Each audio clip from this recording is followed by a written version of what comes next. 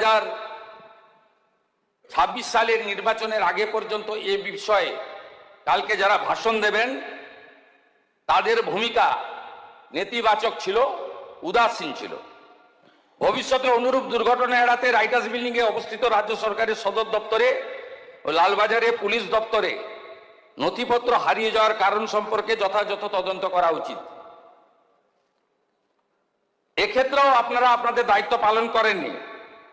যে সমস্ত ভুক্তভোগী মারা গেছেন, যে সমস্ত ভুক্তভোগী আহত হয়েছেন, তারা ক্ষতিপূরণ পাওয়ার যোগ্য, কারণ তারা একটি আন্দোলনে অংশগ্রহণ করার জন্য কষ্ট ভোগ করেছেন। মৃত ভুক্তভোগীদের শহীদ হিসেবে গণ্য করা উচিত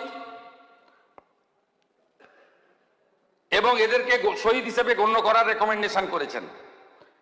কমিশন যে 12 জনকে পোস্টমর্টমের পরে চিহ্নিত করা হয়েছে, তাদের পরিবার, তাদের প্রত্যেককে 25 লক্ষ করে টাকা আর আহতদের 5 লক্ষ করে টাকা দেওয়ার সুপারিশ করছে। কি করেছেন আপনারা? আপনারা মৃতদের দিয়েছেন 2 লক্ষ করে টাকা আর আহতদের দিয়েছেন 15,000 করে টাকা। লজ্জা লাগে না? আপনারা নিহতদের দিয়েছেন 2 লক্ষ করে টাকা আর আহতদের দিয়েছেন 15,000 করে টাকা, আর কমিশন বলেছে নিহতদের দিতে 25 লাখ করে টাকা, আহতদের 5 লক্ষ করে টাকা। এরপরেও আপনারা এইসব করেন। আমি এই রিপোর্ট পেশ করে আহত এবং ক্ষতিগ্রস্ত পরিবারকে বলবো, আপনারা যদি ফ্রেশ এফআইআর করতে চান, সে সুযোগ বর্তমান সরকার দেবে।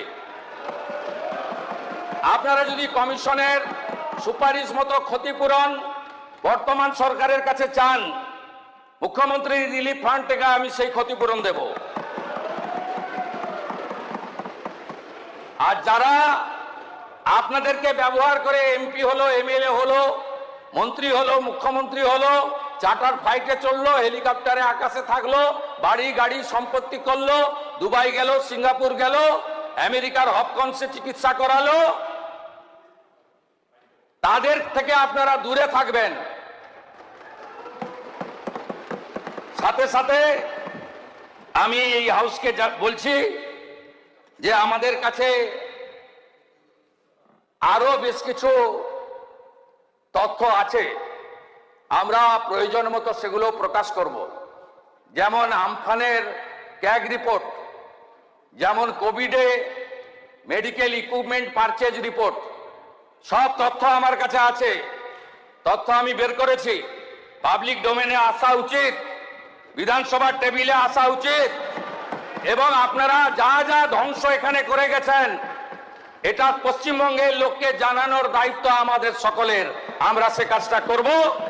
এবং আমি আরেকবার 21শে জুলাই আন্দোলনে যারা দেহ রেখেছেন, মারা গেছেন, তাদের বিদেহী আত্মাকে প্রণাম করে, আহতদের প্রতি সমবেদনা জ্ঞাপন করে, আর দোষী খুনি তাদের বিরুদ্ধে ব্যবস্থা নেওয়ার জন্য আপনাদের আবেদনকে মর্যাদা দেওয়ার অঙ্গীকার করে আমার কথা শেষ করলাম।